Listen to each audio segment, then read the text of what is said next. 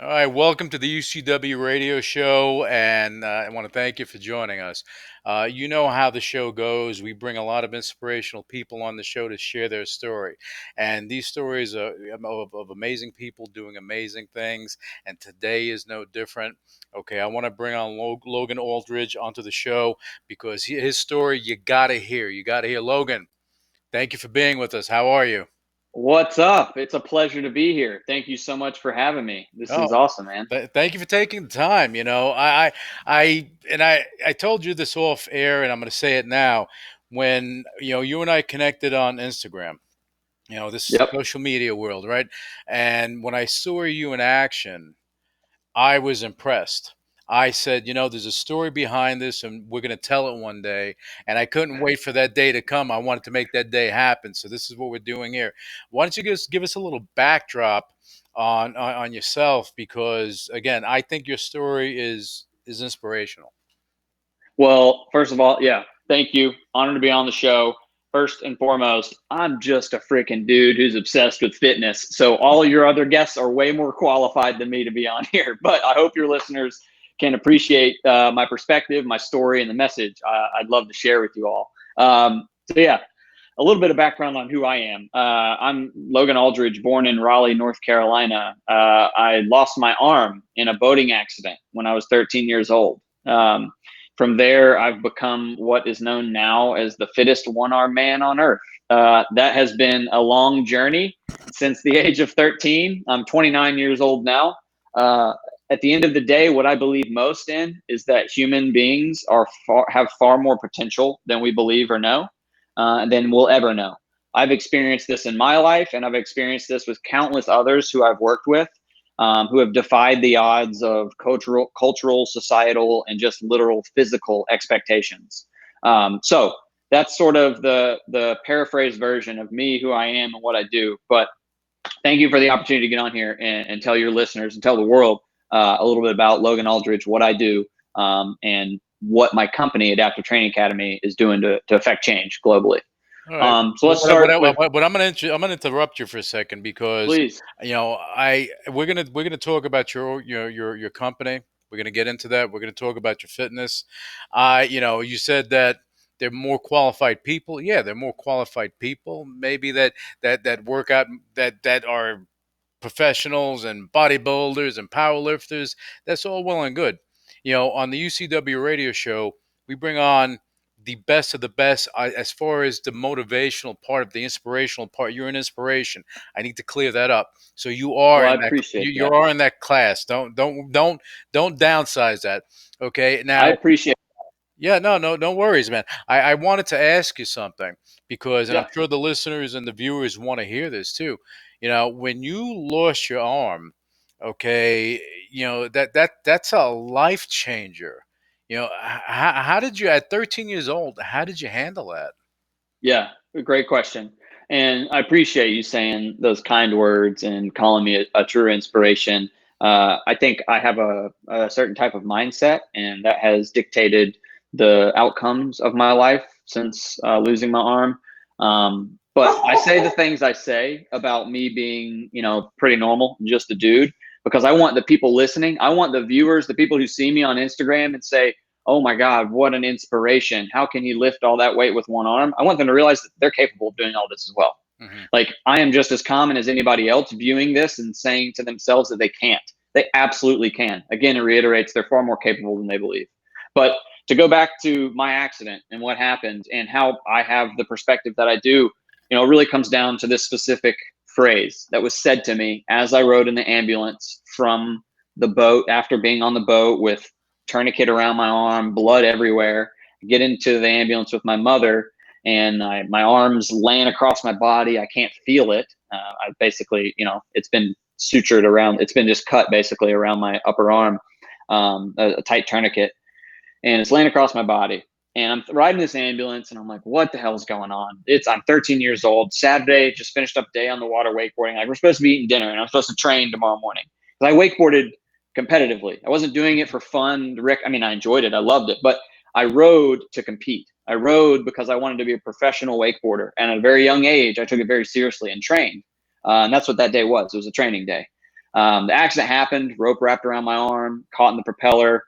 We get into the ambulance. My mom is there in the ambulance with me. And I turn to my mom. I say, Mom, thinking about the outcome, thinking about like all of this craziness, what's happening, just realizing that this isn't a dream, this is real. And then I turn to my mom and say, Mom, what if I lose my arm? Like, what if they have to chop my arm off and they can't save this thing?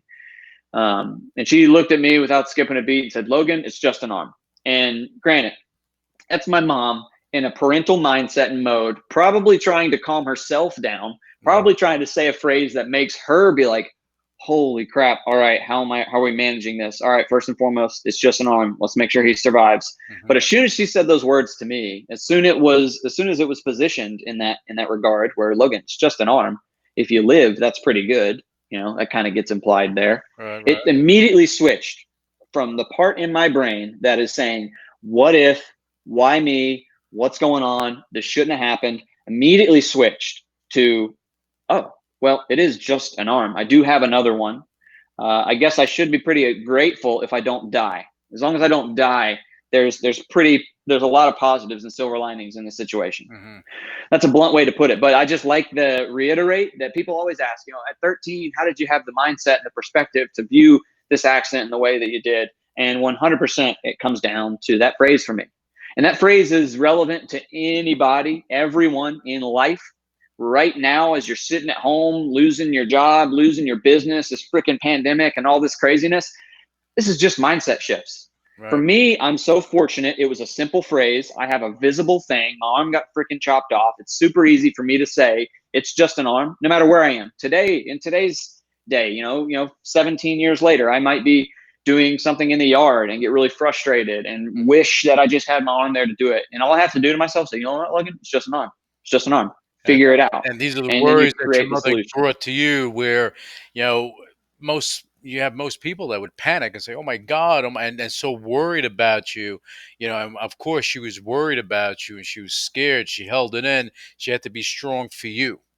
She had to be strong for you, and that's what she did. Kudos to your mom. That's a mother, and I love it. And yes. Give her a hug for me, because when you hear those words, when you're at that pivotal moment in your life, when something life-changing hits you, what do you do? How does it work for you? What's going to happen? Should I cry? Should I be strong? What should I do? And you're looking to your mother for those words to get you through it, and she pulled it out, and put her stuff behind her, and that's great. Completely. Man. That's great. Completely. And that helped you to get through it. So now you went through it. You lost your arm. I mean, you had to have things going on in your mind as far as what you were going to do. There had to be a point that you said, you know what? Screw this. I'm going to get back in the gym, train. I'm going to start doing whatever I want to do. Pick up where I left off. So what was that point that happened for you? Yeah, that's exactly how it went. I was so fortunate to have, I'm privileged, man. Like, I'm privileged in how I grew up. I went to a phenomenal private school.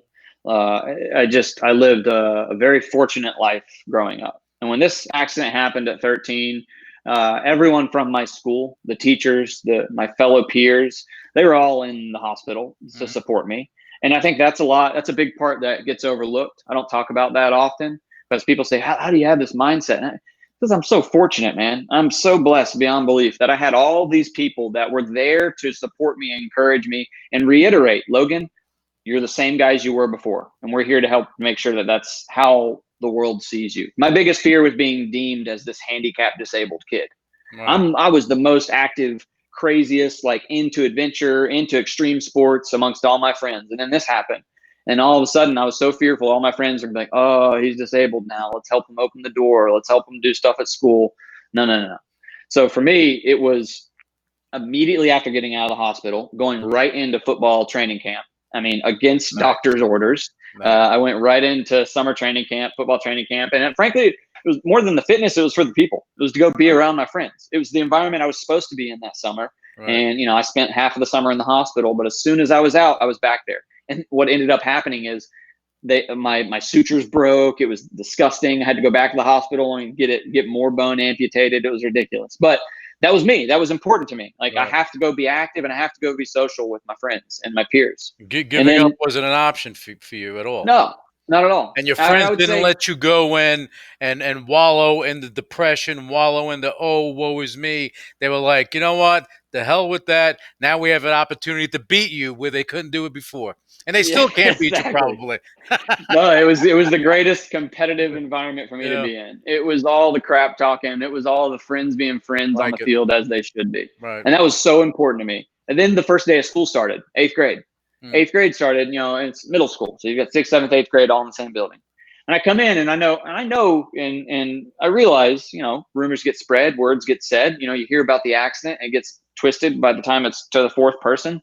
It's like somebody thinks that I chopped my arm off or something, something Right. crazy. So I recognized this the first day of school, and I asked the principal, I said, can you bring everyone into our conference room? Like, we have a big morning meeting room. Brought them all in there, and I just got up in front of the sixth, seventh, and eighth graders, and I said, hey, a lot of you know me. If you're in my class, you know me, and you probably know what happened over the summer, but some of you don't. I'm Logan Aldridge. Here's what happened. Here's what happened, and here's what I think about it. I'm the same dude as I was before. I'm going to try to do the same things I did before.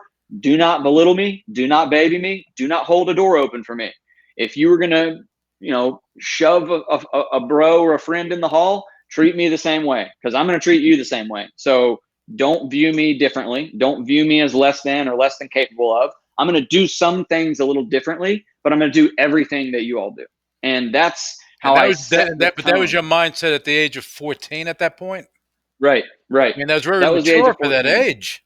Honestly, I think it was fear, man. I think I was too terrified of the idea of being viewed as this incapable, disabled person. I was okay if that was going to be the outcome.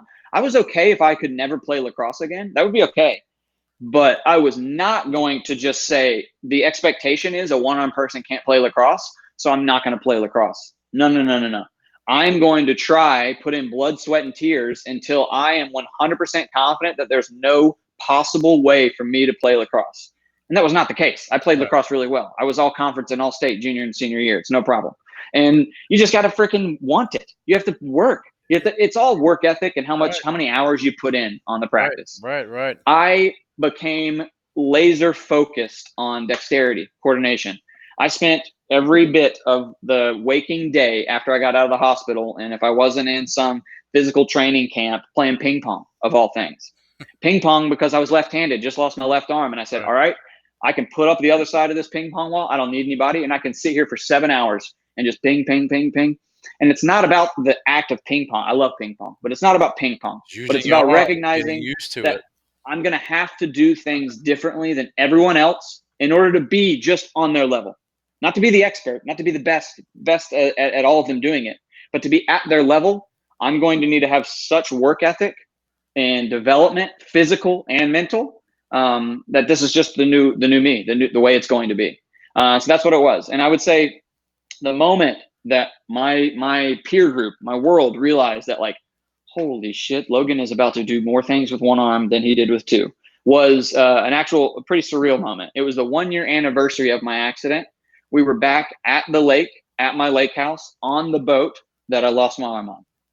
I brought all of my friends, all of those friends that were visiting me in the hospital and that were writing me letters and supporting me throughout the whole year of recovery, brought them all to the lake. Now, I'd been wakeboarding a few times before Mhm. that, since losing my arm. So I'd been on the water a few times. My friends hadn't seen me ride. Mhm. And here we are, 365 days later, on the same boat, in the same lake where the event that took my arm. And I'm with my friends, and I go ride. And over that whole year, and before losing my arm, I've been trying to land one trick, and it was a backflip. It's called a tantrum on a wakeboard. You hit it on your heels, and you flip backwards like that.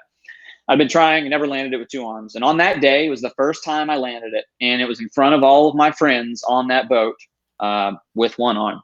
And at that moment, it wasn't about the trick. It wasn't that the trick was so hard and that was such a monumental thing, but it was the expression. It was the expression that Logan is going to do something he never could figure out how to do with two arms, Mhm. now better with one. And then that led into me putting together a run, which is like a session on the wakeboard, how many tricks you can put together. That Right. was pretty competitive. And that competitive run was enough to qualify me for an international pro-am competition. And I Nice. went on to that competition in Orlando at 14 and came in third place against adults. So for me, that was my personal, Adults okay, Logan's with back. all their body parts. Yeah. Yeah. Able-bodied Yeah. individuals. Yeah. And so that was my version of, all right, Logan is back. And truly, like I mentioned earlier, we're far more capable than we believe. We have no idea what we're really capable of, our real true human potential. And I got to witness this in some of my own goals. And then that just continued to snowball, man. It's just been that way. And I don't want this to come across to listeners as like I'm cocky or overly confident. Not at all. I'm my worst enemy. I'm the one who tells myself, Logan, you're not fit. Like you're nowhere near strong enough. You're not doing enough. You're not helping the community. And I'm my toughest critic. And I do these things, and the momentum and confidence came from literally just exceeding what the culture has told me people with one arm should be able to do. And I think that's the narrative I'm on a mission to change with my life. Not about people with one arm, but about any perceived limitation you may have, whether it's too overweight, I can't go do that. Whether it's, I don't have my legs, I can't participate in that. I'm in a wheelchair, I can't try to do that thing. No. You can and you should do any and everything that you wish to do. Doesn't matter what your perceived limitations are. You're more capable than you believe. No excuses. No excuses, no matter what. Yeah. Okay, Yeah. and look at the things you've done, and I mean, at 14, you were competing against adults, and as you got older, you got heavy into fitness. And I want to know when Yeah. that transition happened for you, because you were competing, you were competitive, Yeah. and then you went into Wakeboarder. fitness. Yeah. So what was that transition for you? Yeah. Well, so, as I laid in the hospital bed, I had my brother bring a grip training device. One of those, just the metal Yeah. coils with the two handles on it. I mean, I would lay there at 13 years old, scrawny 13-year-old. I mean, I was skin and bones. And I would lay there and do 100 reps until I literally couldn't. And then I couldn't like hold a cup of water to drink. But I would do that because I was in ICU for 2.5 weeks. Right. And I knew that my life forever is going to be this arm. This arm is going to need to be the strongest one arm, the most conditioned one arm, the most mobile one arm, most functional arm that there is, if I want to do the things I did before. I started messing with those little like Chinese meditation balls while I was in the hospital because I was like, okay, this is dexterity. This is good. These are little things. So my mind was in it. The moment the doctor said, Logan, we got to cut your arm off, I was like, all right, what am I going to do to make this arm the strongest arm it can be? Immediately, first thought. So the mindset was always there. But definitely wakeboarding. What is wakeboarding? Hold on to this handle in front of you with both your arms usually, and ride and carve and edge, add tension. And I knew, I said, when I go to wakeboard, I'm going to lose my grip strength in the first 5 minutes of trying to ride. So everything I did in my waking day was learning dexterity, agility with this arm, and grip strength. That's all it was. And I also knew in lacrosse, what is lacrosse for one arm? I'm going to have to throw this stick, manage the stick with one hand, throw, and be able to shoot fast. Because I played on a travel team, and I played at a pretty elite level in high school, and had full intentions on continuing to do that. So I knew strength development, being fit was going to be a priority for me. And like I said, just to be on the level of everyone else, not to be the best, but just to be at their average level. So, it doesn't sound like in my early stages, fitness was a priority. That was because I used it in sport. I used it in wakeboarding. Like wakeboarding was my fitness, and my training wakeboarding was your life because you loved it that much. Right. And when it was off season, I played lacrosse, and so like I had plenty of conditioning happening. It wasn't until I graduated from high school and went off to college, and I continued to wakeboard on a collegiate club team and do that stuff. But it wasn't until that moment when I thought it's now time to really like build my body with fitness, with real strength and condition training, so that I can be prepared for just life. Because like after college, I'm going to go be an adult. And if I know myself, I'm going to want to be doing a lot of active things as an adult. So I just knew I was going to need to take fitness seriously. Throughout college, I had a good group of friends that liked training. So it was super easy, just go hang out with bros and crush it in the weight room. Fun environment to be in. It wasn't until graduating college when I realized that, and in college I studied business, and specifically within business, I studied supply chain management and business application of additive manufacturing, so 3D printing. I was fascinated with that, and I brought that independent study to my university so that I could dive into the B2B side of it for orthotics and prosthetics. Okay. And my exposure to O&P and that technology, additive manufacturing, was really fascinating to me. And so I graduated. Actually went to work for, I know you're a tech guy. I Yep. went to work for Red Hat here Oh, in okay. Raleigh, Yeah. open source IT enterprise Yep. company. Yep. Worked for them for about a year. And while I was with them, I saw my future, my life. I Mm-hmm. learned this stuff in school, additive manufacturing, really passionate about it.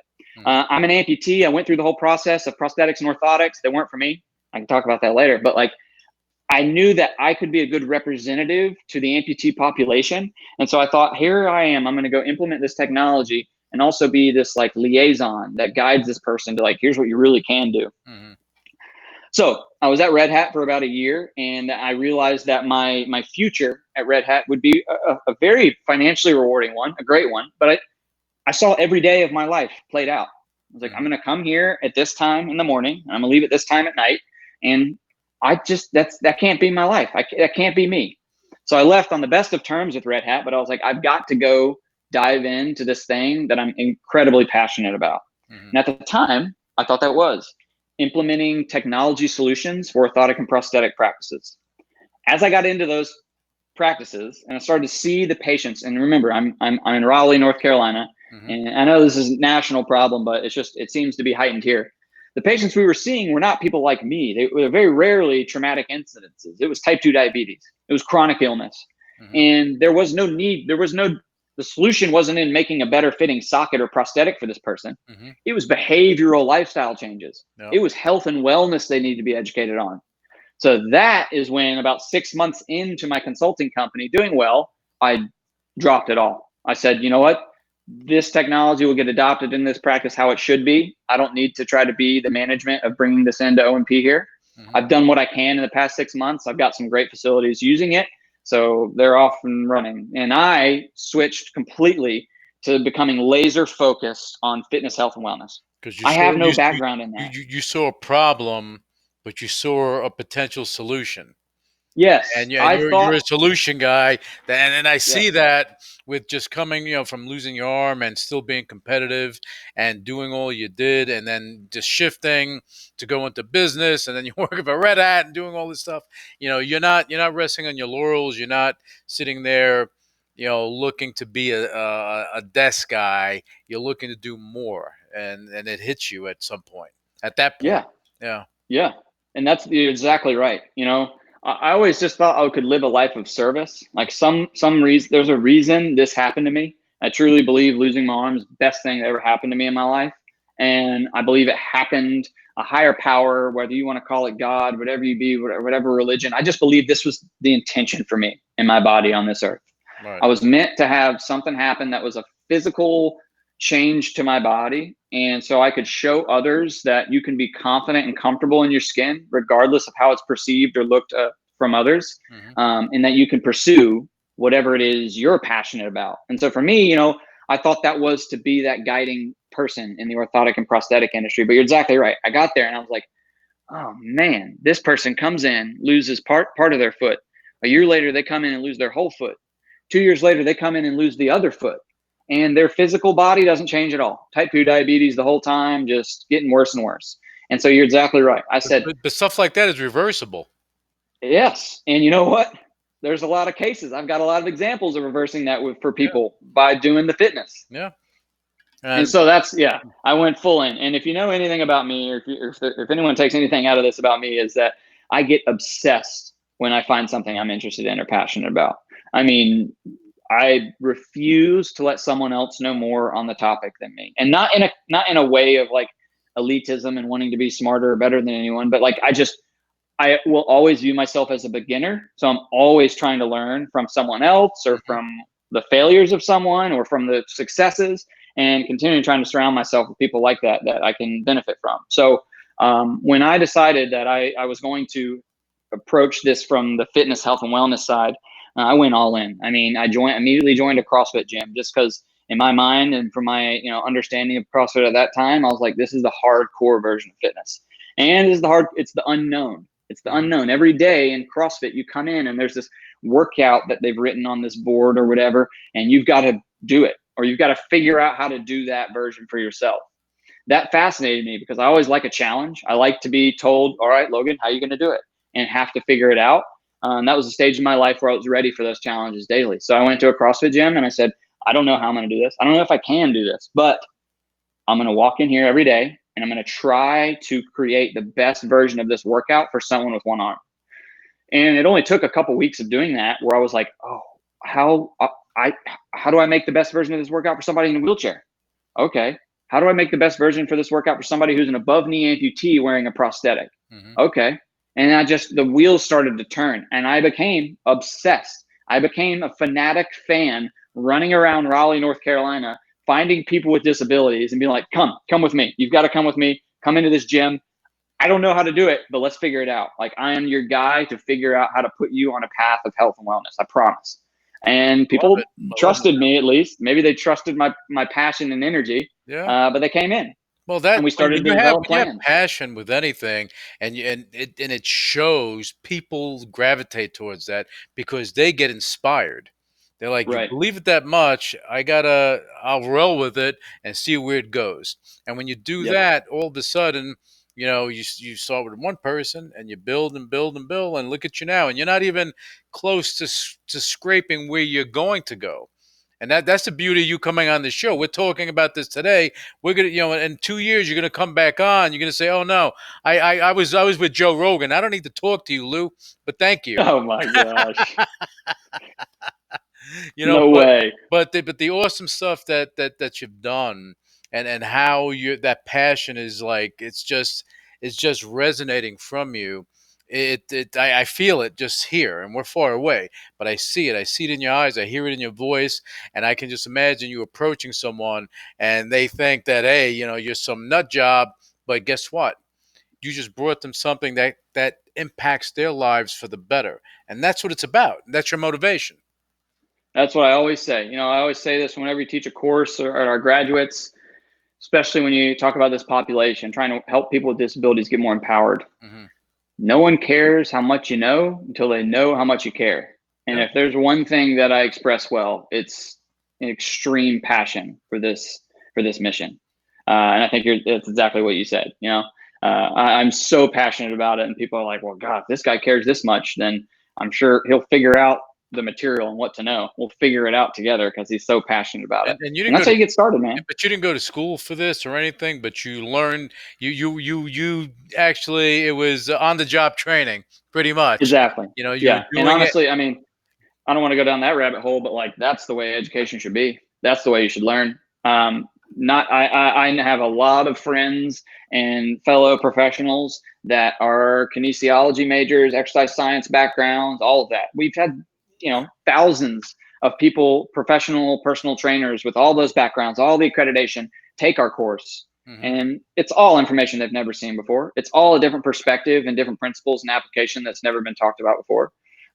So I wish I did, in hindsight 2020, right? Like, I wish I could go back and actually have that exercise science background, but I've read those books. I've read the ACE personal training manual. I've read a lot of the curriculum from exercise science, kinesiology backgrounds. I've taken those online courses through universities. I don't have the major. I don't have the piece of paper, but I am unwillingly dedicated to obtaining knowledge and learning.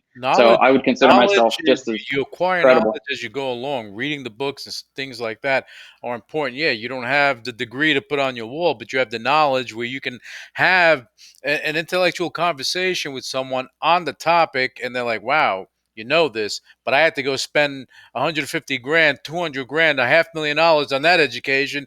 But you have that knowledge now, and you're incorporating it into what you're doing, but you also understand where they're coming from, so you're able to put it together in a way that they get it. Yes, exactly. I mean, I'm a fan of the Gary Vee mentality of, like, education is important only if it's important for what you're trying to get done. Like, honestly, if I wanted to tell people, who are considering going to business school, I would say start a business. Don't go to business school. Start the business. You'll learn more about how to run a business and the economic of running your own small business than you'll ever learn in business school. Yeah, But it's we like all if you need that piece of go and paper. and I'll just give a boxing analogy. If you go and you read and you look at all these magazines, you read all these books, watch all the fights, you see Mike Tyson doing his thing, Holyfield, everything else, you see all these guys doing it, but you've never done it, and you think that you know how to fight until you get hit. And then you're like, Yes. oh my God, that's what it feels like. But after you get hit, it's okay because you know what it is to get hit, so you can keep going along. So that life experience is so important, and I wish more people would do that. That's why entrepreneurship, because we're talking about your life, but you're also an entrepreneur, and that's what makes it even more interesting because you built a business, which is you're building an empire for the future. And now we're That's the kind of plan. going into that deal. So tell us about Ada. I want to hear about your organization. Yeah. So and to me, it's like it's all the same. Like Logan Aldridge and what Logan Aldridge is as a person who, I mean, I'm talking about myself as third person, but like Logan Aldridge as a brand and an influencer on social media and the mission behind what he's trying to do is what Adaptive Training Academy is doing. So ATA, yeah, Adaptive Training Academy is a company I co-founded with my partner, lives out in San Diego. He's a former medically retired naval officer, wounded off in a piracy boarding accident off the coast of Somalia. And together, yes, we have started this organization, Adaptive Training Academy. And the reason we've started and what we are is we're an education company. We certify fitness professionals, trainers, and therapists on how to work and implement training programs for any version of any disability. And this came about very organically. Like, again, my background and my story is in CrossFit. I dove into this CrossFit stuff and I was like, I'm going to do all of this. I want to become the best one-arm CrossFitter there is. And I want to bring in more people. And CrossFit's just a brand. CrossFit's a product and it's a great one. It is one that I love, but I understand people have a lot of personal opinions about all that. So if you take the brand out of it, all I'm talking about is functional fitness, doing movements that translate. Functional training. Yes. That's all I'm talking about when I mention that. And ATA at the core of what we preach and practice is the importance of functional training. And now I could talk about this for days when it comes to able-bodied individuals and how important it is. But the subset of people with disabilities living with some version of an impairment, it is even more critical that they utilize as much functional training, functional movement themes in their fitness as possible, because it has a direct translation and correlation to real world task accomplishment, quality of life, and independence, which for people with disabilities is the spectrum that we're always trying to move more towards. It's not so much about the sick, wellness, and fitness continuum spectrum. It's more about how do we get them to independence, quality of life, better work capacity, and task accomplishment. So we do that first within CrossFit. CrossFit saw that people like me were getting in. I was aggressively recruiting people to come into the gym and start working. And if there is one good thing that CrossFit does really well, it's their education. They do believe in pursuing excellence in the quality of the education they deliver.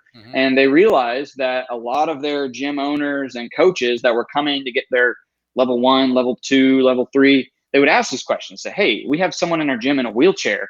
And we're trying to give them good workouts every day, but we don't know what we're doing. Like, are you guys going to develop a course or education around this? And that's when CrossFit headquarters realized that I was doing what I was doing. Alec, my business partner, was doing what he was doing out in San Diego, working with the Navy Balboa Medical Hospital, helping more wounded vets get into fitness.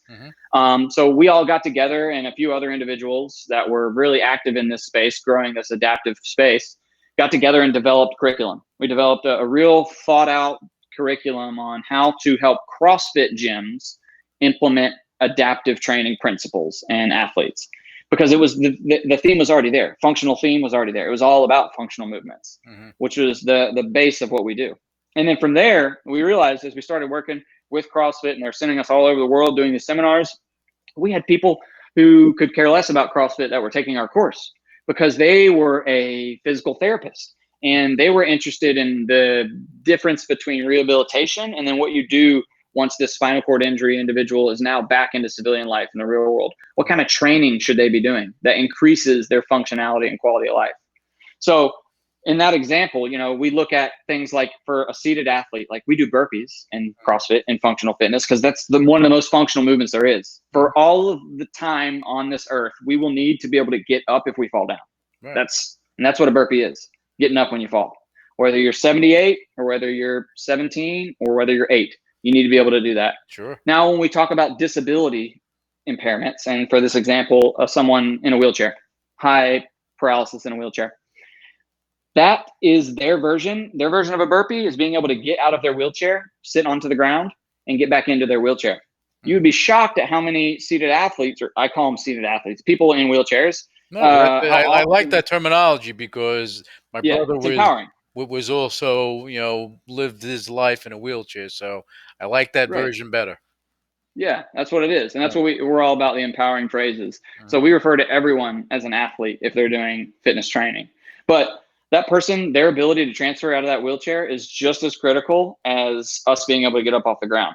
But unfortunately, more often than not, they do not have confidence or comfort in being able to transfer in and out of that wheelchair. So when you take someone, a seated athlete, and you give them the ability, you give them the technique and the protocol, and you put it into fitness practice, how to get in and out of their wheelchair, you have drastically changed their life forever. Not only confidence, but literally independence has changed forever for them. And that is true functional fitness for somebody in a wheelchair.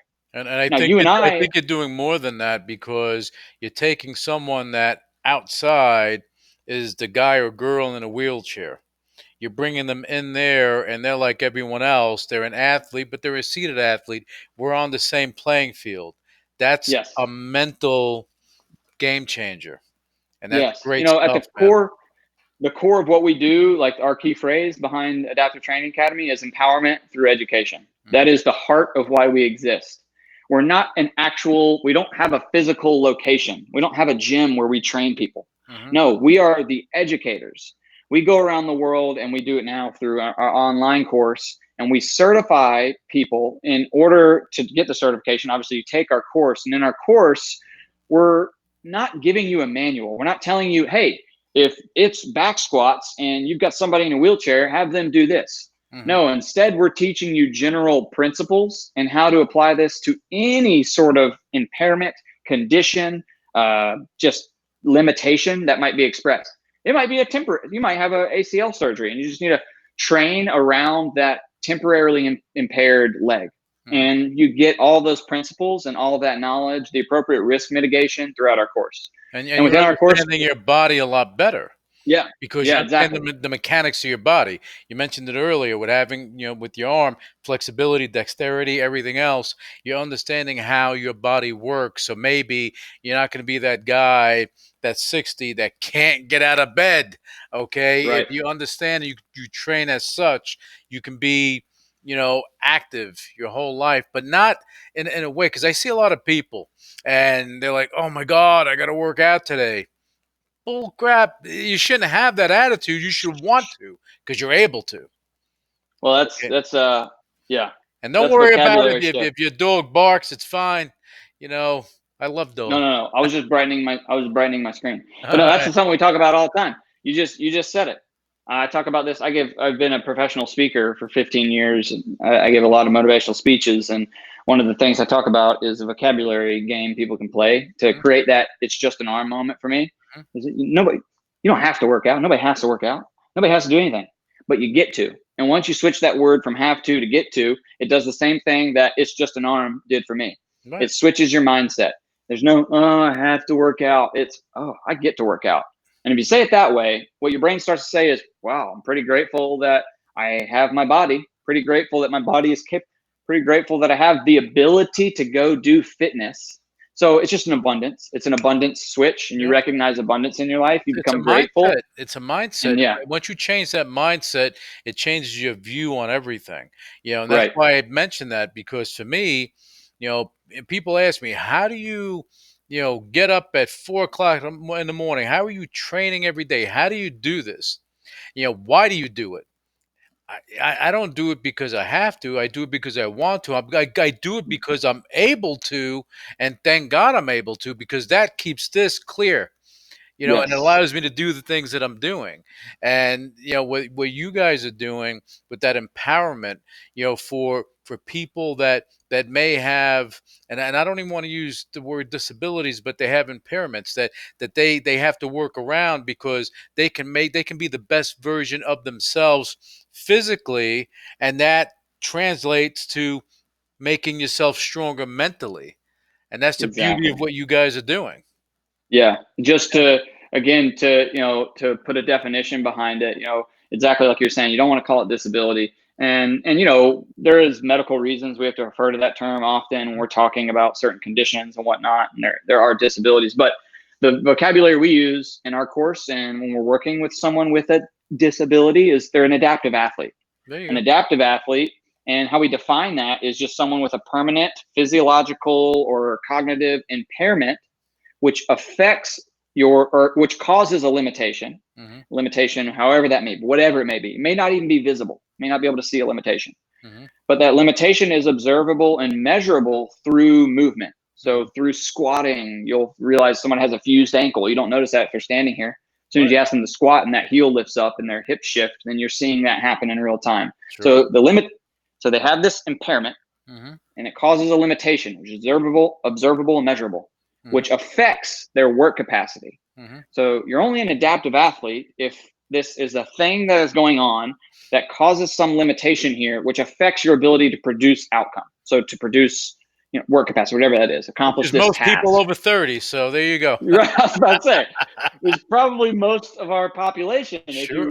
Sure. if you really get down to brass tacks and think about it. But Sure. what we've now done is we've created this empowering term in a very practical way. I don't care if you are an exercise science major, kinesiology, you know nothing about fitness. Now you understand this term through that definition. And that definition instantly makes it make a lot of sense if you're a trainer and someone in a wheelchair rolls through your doors at your gym. At least if you have that definition, you're not what I like to call coaching paralysis, Hmm. where you say, "Oh, I don't know, I don't know what to do. You're in a wheelchair. I've never worked with someone. I don't want to hurt you. What does your doctor say you can and can't Hmm. do?" Just all of this mess starts to happen, and you forget that first of all, they're a human being. You Yeah. go up to them and you say, "What's your name?" And then you just get to know a human being. But Yeah. secondly, when you think about this, you're like, okay, there's a limitation here. They're in a wheelchair. Maybe have a conversation to better understand. Hmm. Are they in a wheelchair because they choose to be? Maybe they can ambulate and walk around, but maybe they're a spinal cord injury with a complete, that spinal cord is completely severed and they're paralyzed, so they have to be in this chair. Hmm. This is a conversation you have. And then obviously the limitations present. If they're like, yeah, I'm complete spinal cord injury or even incomplete. Okay, you're not walking, you're in this chair. This is how you mobilize. And then you ask them to do things. What can you do? What are you confident doing? And they'll tell you, well, I can't get out of my chair. Transferring terrifies me. All right, ding, ding, ding. Now you've got a place to start. You're starting to think about how Right. they perceive their limitation. Hmm. And then you ask them to do some tasks, whether that is, hey, can you hinge forward and pick this 5 pound plate up off of the ground in front of you in your wheelchair? Oftentimes they cannot do that because you don't have the core muscles, the back Right. muscles to hinge back up. But there's all this stuff, techniques that we can do. So that's just my way of like simplifying what often is when people hear about us and what we do, and it seems like this overwhelming thing. No, we break this down. This knowledge, when you take this course, is broken down in a way that is immediately applicable and practical to your environment or to your situation and how you'll take it. And the course is for able-bodied people. I It's think not that for the adaptive I athlete. think that a lot of people that they see someone come in and they're in a wheelchair in a gym and they're working in the gym, they get scared. They don't know what to do. Yeah, So yeah, not knowing what to do, yeah. and you're supposed to be a professional and not knowing how to handle it. So how do they handle it? They dismiss it.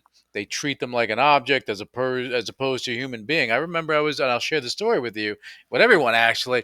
I was working at a gym one day, and I'm like throwing a big weight, and this kid comes in a wheelchair, And I don't know what his situation was. He's rolling, he's trying the machines, he's putting himself in and out. And I said, I'm looking at this kid and I'm training, and he goes by the bench and he has the dumbbells and he's like he's trying to push and everything. And I got so damn motivated, inspired. I went to him. I said, you can do this. I stood there with him for the rest of his workout and helped push him. I didn't help him. I helped to push him. And he was so happy that I treated him like he was a human being, like he was one of us. And I said, you are. And anytime you need my help, I'll spot you. Don't worry about it. This is Yep. what you guys are bringing to the table. And that's what's going to help these trainers. You have a lot of, and I say it, a lot of professional trainers that really don't know how to train. And that's a problem. And you bring something to the table that can help them to be functional trainers and be really good at what they do and actually help people beyond just grabbing a dime to go train somebody for a half hour and sit there on your phone. It's a lot more than that. And you're changing lives. You're changing lives, Yes. Logan. I love it. I love it, man. You Well, guys thank are doing you. great Thank you. stuff. I'm obviously quite biased, but regardless of where you are, regardless of your intention to work with people with disabilities, to work with adaptive athletes, our course makes you a better trainer. Hmm. 100%. It just But makes you a more thoughtful trainer on how right. to customize and create programs Mhm. that maximize the benefits for the individual. And I need to say this with your training, for trainers that are out there that are learning, you're learning something on a computer, you're taking whatever course, but if you train differently, then you can help more people because you may see someone that may be in great shape, but maybe there's something missing, and maybe you can add to it because you understand the mechanics and how things work, and they can be a Right. better version of themselves, whether they are an adaptive athlete or not. But I think in some way, shape, or form, we are all adaptive athletes in some way, shape, or form. We have something Right. wrong with us, right? So Right. we're not all Tom And Brady. that's it. We can't try either. That's exactly it, though. I think for too long, we've been trying to fit and I say we, able bodied individuals, you try to fit into the protocol of what is maybe implemented for one person. So a training program that is good for one person is not good for the next. Mhm. Now, all we've done within this subculture of people with disabilities, that's even more obvious, right? A Mhm. training program for a one on person is definitely not the same for somebody in a wheelchair. Sure. But generally speaking, a good trainer, a great trainer, knows that for all humans, Mhm. right? And that is the principles that you gain within our course is how to really look at someone and develop something that is customized and thoughtful and intended to make them have the best experience and the best return on their fitness. And that's whether you're working with someone one on one or in a group. Because, like, a big part of what we educate you on is how to be an inclusive trainer. And inclusivity is key to the mental health of these individuals. Mhm. Yes, there's a lot of mental health that comes from the actual exercise, but also the socialization, the ability to network and talk and be a part of a group is really important. And to feel like you're included, and not when everyone's going for a run, you're in a wheelchair over here doing this thing. No, you are included in that group. So it's more of just the actual fitness program. It's also the psychology of the trainer athlete relationship that you get throughout our course. And you're exactly like this. I get so fired up about it because this organization, ATA, it's going to be around long after I'm here. And had we not created this platform, then I can do what I can do in my lifetime, but then that would be hard to hand off, hard to But transfer. you have a purpose though. Yeah. And that's the key thing. You have a purpose. You have what happened to you. You utilize that at a later stage after school. You utilize that because something hits you and you're like, wow, I can do something. I can impact lives. I can change people's lives. And the way you have it, if you're training these trainers or giving them the tools, and I always call them tools, for them to be better at what they do. You're talking about inclusion, you're talking about attention, you're talking about really being in tune to these people. When you have inclusion, you can take someone that may be heavy, someone that may be, they can't walk properly, back problem, knee problems, they're in a wheelchair. You're saying, you know what? Doesn't matter what your problem is. I'm like the Statue of Liberty. Come to me and we can do this together. That is what you guys are doing. I love it. I mean, this is great stuff, man. This is great Exactly. Thank stuff. you. You know, Thank you. and I think that more, and just any trainers that are listening, check them out, because the reality is, if the more tools you have, the more valuable you become to other people, not Yep. financially only, but in their lives. And if you impact people's lives, you have a fulfilling job. Not a job, a fulfilling career.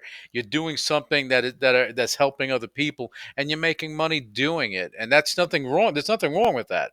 You have to Right. live, but you're impacting lives for the better. So there's a payoff. So people will go and gravitate towards that. So Logan, your story is amazing, and we went into some stuff. We're gonna have another show with you. We're gonna bring you on, because you're gonna be doing some amazing things, and we're gonna talk further about this. But what I want you to do now is let people know how to find out more about your organization, and your social media and everything. And just before you do that, I want to let people know that check him out on Instagram, man. He's there with the bands and the weights. He's doing this stuff. I'm telling you, man. One day I wasn't feeling up to it. And I said, and I went, and then your video came up. I said, man, I don't have an excuse. I got to get out there. I got to do my thing. And that, I mean, that's what I'm saying. You inspire people. So people, got to follow Logan on Instagram. He'll give you all his details right now. Yeah. Floor is yours, Yeah. man. Oh, thank you so much. You got it. Yeah, man, you're exactly right. Any of the listeners, if this topic has piqued your interest in any way, even if you have nothing to do with training, you've never been a fitness professional, the best part about our education is you don't have to have any experience or background. You could just be interested in this information. This education is for you. These tools are relevant for you. It'll make you a better human being at your own approach to fitness, or as you encourage others to get involved. If we really want to affect change, then we need to buy into this. There's a bigger bridge, like you've said, I'm trying to solve problems here. Hmm. The problem is access and inclusion. And what I mean by that is there are 61 million Americans living with a permanent physical disability. That's 1 in 4 people. Why don't we see 1 in 4 people at the gym, at the grocery store, out and about in life with a wheelchair or seeing some sort of physical disability with them? We don't see that Hmm. because our world, our environment is not set to be inclusive to them. There's barriers of entry everywhere they go. So if we really want to affect global change, it starts right here in the United States first, and it starts by the able-bodied individuals adopting this and making this important. Once this is a priority for them, it's a priority for the people with the disability to get into fitness. They'll never make it a priority to say, I'm going to approach every barrier of entry, financial, psychological, feeling like I'm a burden on them, feeling like they don't have a safe program for me. We cover all of that. And then we also put you in our trainer directory to give you direct resources to the VA and to other places that have a massive pool of people with disabilities. If you want to learn more, you can go to our website, ata.fit, super easy. And that's Adaptive Training Academy. You want to learn more about or see some action of what we're doing, yeah, follow me on Instagram. My Instagram's at Aldridge Logan. So it's my last name, first name. And also follow Adaptive Training Academy at Adaptive Training. On there, you'll see examples, countless examples of individuals and course graduates implementing this stuff and truly affecting change. That's what we're here to do. This organization will be around long after I'm gone. And the mission of this is to make it no different. When you walk into a gym or you roll into a gym, there's no difference seeing somebody in a wheelchair bench pressing versus somebody else bench pressing. Pure inclusion is the goal. Love it. Love it. Logan, thank you for coming on the show and sharing your story. We're going to have you on again. We're going to talk about other things, because what I want to Yeah. do is bring on a few other guests. We're going to come in here together. We're going to talk about adaptive training, and we're going to bring people on here that maybe you've helped. We bring them on here and let them tell their story too. I think that'd be pretty cool, and we're going to do some great things. And for you, the listeners and viewers, check out ata.fit. Check it out. Go to Logan on Instagram and see what they're doing, man. They're doing great things. And yeah, so thank you for tuning in. Thank you for listening. Thank you for hearing Logan's story. And we're going to be back with you with some great guests. We always try to have the best guests. And, Logan, you said it in the beginning. I'm going to correct you once again. You say that there are more qualified people in fitness to be on here. No, man, you are the qualified one, and I love the fact that you came on here, and I appreciate you, man. I really do. You're doing great things. But just Thank you. hang on with me. Don't leave.